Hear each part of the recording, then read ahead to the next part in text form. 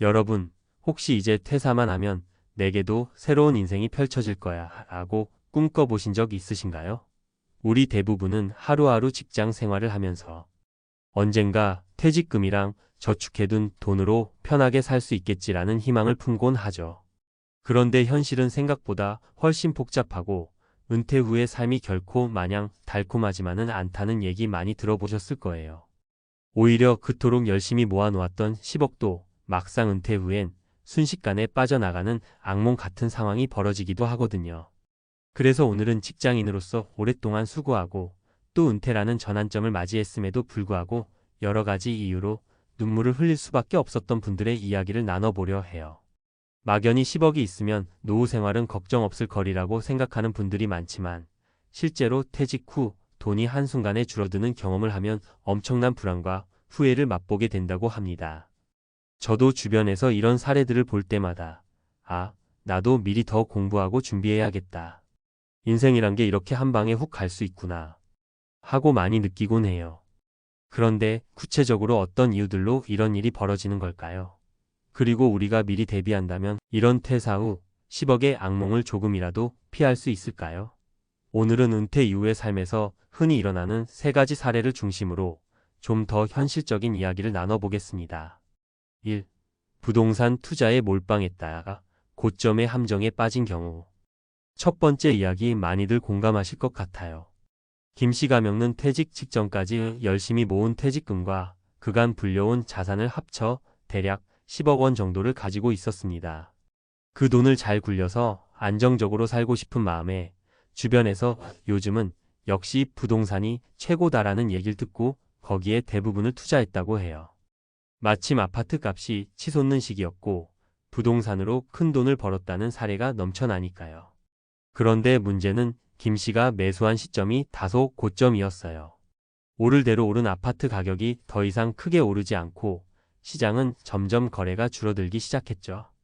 게다가 세금 규제와 대출 규제 등으로 인해 부동산 매물이 잘 안 팔리면서 종잣 돈을 빼기도 어려운 상황이 되고 말았어요. 그 사이에 은퇴 후 생활비는 계속 필요하잖아요. 그런데 월급이 없으니 모아둔 돈에서 계속 생활비를 쓰게 되고 집이 팔리면 원금이라도 어느 정도 회수할 수 있을 거라 생각했는데 뜻대로 되지 않는 겁니다. 나중에 뒤늦게나마 팔려고 해도 사겠다는 사람이 잘 나타나지 않고 보유세와 유지 비용은 매년 늘어났어요. 결국 생활비는 생활비대로 줄줄 새고 부동산은 팔리지 않으면서 자산이 사실상 묶이는 최악의 상황이 되어버렸습니다. 김 씨 입장에선 분명 10억이나 되는 큰 돈을 쥐고 시작한 노후였는데 마치 유동성이 없는 벽돌 덩어리를 안고 있는 기분만 드는 거죠. 배울 점. 마이너스 은퇴를 앞두고 한 번에 크게 투자하는 것은 위험이 큽니다. 마이너스 부동산처럼 유동성이 떨어질 수 있는 자산에 전부 몰빵하기보다는 현금 흐름을 만들어낼 수 있는 방법, 배당 주식, 채권, 임대 수익 등을 다양하게 고려해야 해요. 마이너스 은퇴 후에는 원금 보존이 무엇보다 중요합니다. 괜히 욕심 부리다가 장기적으로는 손실이 더 커질 수 있음을 기억해야 해요. 2. 자영업 창업으로 노후 보너스를 날린 경우. 두 번째 사례는 박 씨 가명의 이야기입니다. 오랫동안 직장 생활을 하면서 나도 언젠가 가게 하나 차려서 내 일 한번 해보고 싶다고 마음먹었던 분이에요. 마침 퇴사할 즈음에 퇴직금과 모아둔 돈, 거기에 운 좋게 상속받은 약간의 자금까지 합쳐 10억에 가까운 자금을 확보하게 됐습니다. 이 돈이라면 큰 평수는 아니더라도 요식업 프랜차이즈 하나쯤은 가능하겠다 싶었죠. 처음에는 자신감이 넘쳤답니다. 내가 30년간 회사에서 배운 노하우로 이렇게 하면 성공할 수 있을 거야 라는 생각이 있었거든요. 그래서 주변에서 유명하다는 프랜차이즈 본사를 찾았고 일단 2억 정도로 계약금을 지불하고 리모델링에 투자했습니다. 오픈 초반엔 신기하다고 찾아온 손님들이 꽤나 많아서 이거 물 들어올 때 노 젓는다고 바로 체인점 한두 곳 더 늘리면 되겠다 싶었대요.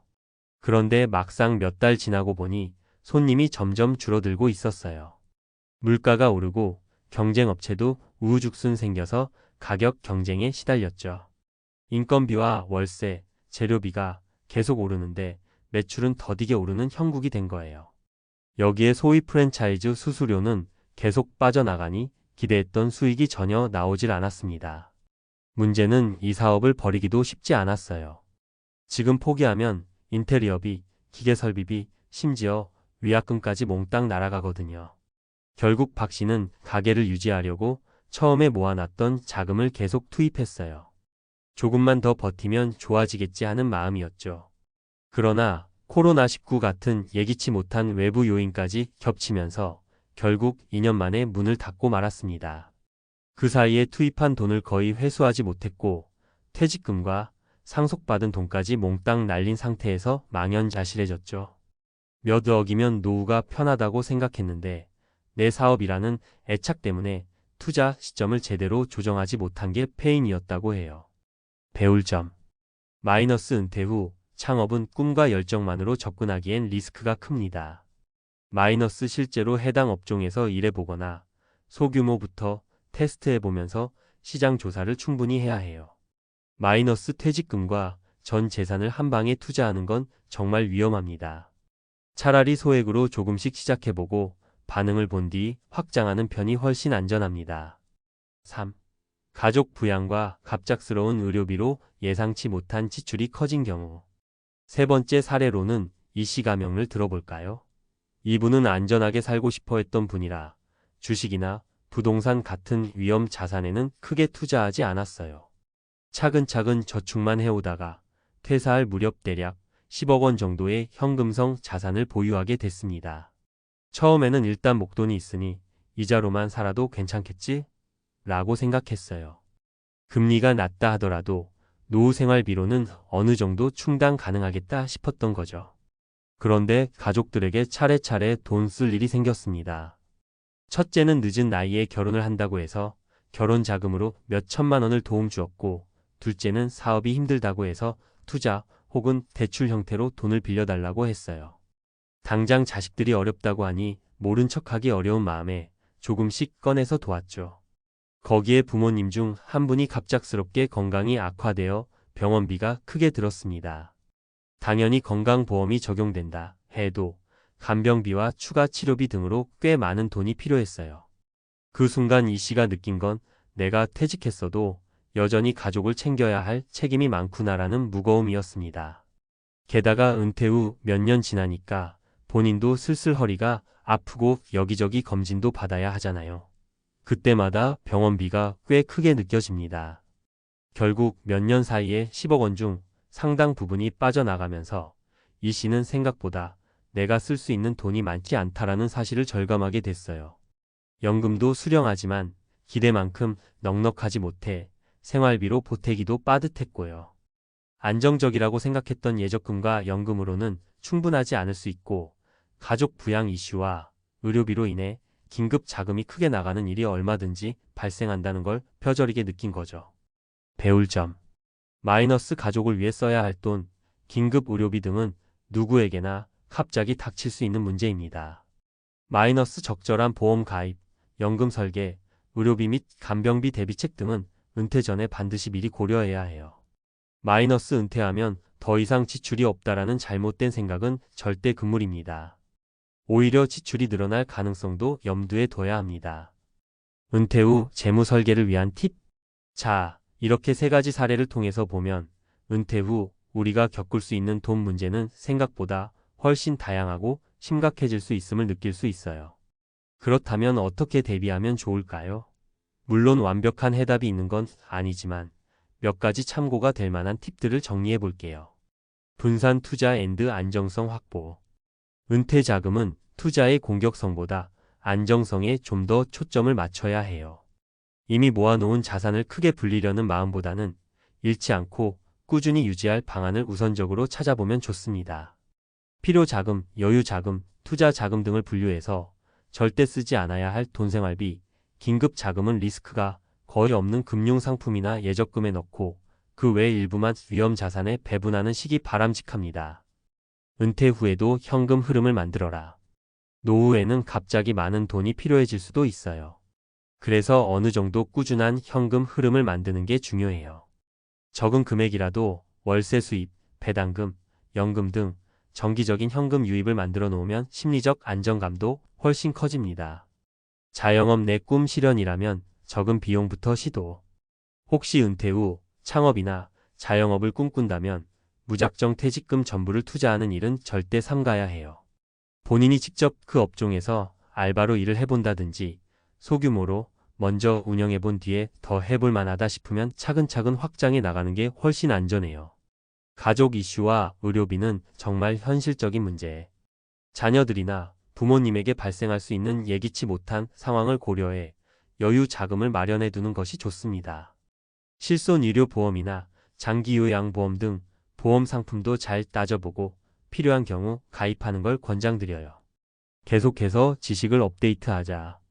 퇴직했다고 해서 세상 돌아가는 흐름에서 너무 멀어지면 새로운 투자나 금융상품, 정책 혜택 정보를 놓치기 쉬워요. 꾸준히 경제 뉴스를 읽고 세금 제도나 연금 제도 변경 사항도 체크해두는 습관이 중요합니다. 마치며 우리가 흔히 10억이라는 금액을 얘기하면 와, 그 정도면 평생 놀고 먹어도 되겠는데? 라고 쉽게 생각하기 마련이에요. 하지만 막상 현실에서는 여러 변수가 훅훅 치고 들어오다 보니 결코 안심할 수 없는 액수라는 걸 많은 은퇴자들이 증언하고 있습니다. 부동산 투자 실패, 자영업 창업 실패, 가족 부양과 의료비 문제 등 은퇴 생활에는 돈 들어갈 구석이 너무 많고 한 번에 큰 지출이 발생하는 일도 빈번합니다. 가장 중요한 건 퇴사 후에 또 다른 삶이 펼쳐진다고 해서 다 끝난 게 아니라는 걸 인정하는 거예요. 오히려 본격적인 재무 설계가 필요해질 수도 있고 내 건강과 가족의 상황에도 신경을 더 써야 합니다. 그러니 직장에 다닐 때부터 미리 대비하고 퇴직 후에도 꾸준히 계획을 점검하며 수정해 나가는 자세가 필수적이죠.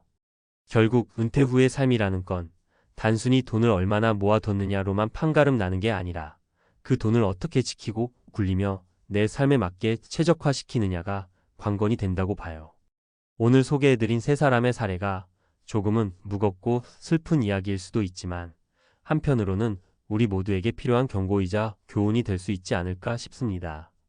부디 퇴사 후 10억의 악몽 대신 퇴사 후 행복한 노년을 꿈꾸시는 모든 분들이 현명하고 차분하게 준비하셔서 나중에 후회 없는 선택을 하시길 바랄게요. 무엇보다 제일 중요한 건 여러분 자신과 가족의 건강, 그리고 안정감 있는 마음이겠죠? 오늘 이야기가 조금이나마 도움이 됐다면 좋겠습니다. 함께 잘 준비해서 은퇴 후에도 웃을 수 있는 날들이 이어지길 진심으로 기원합니다.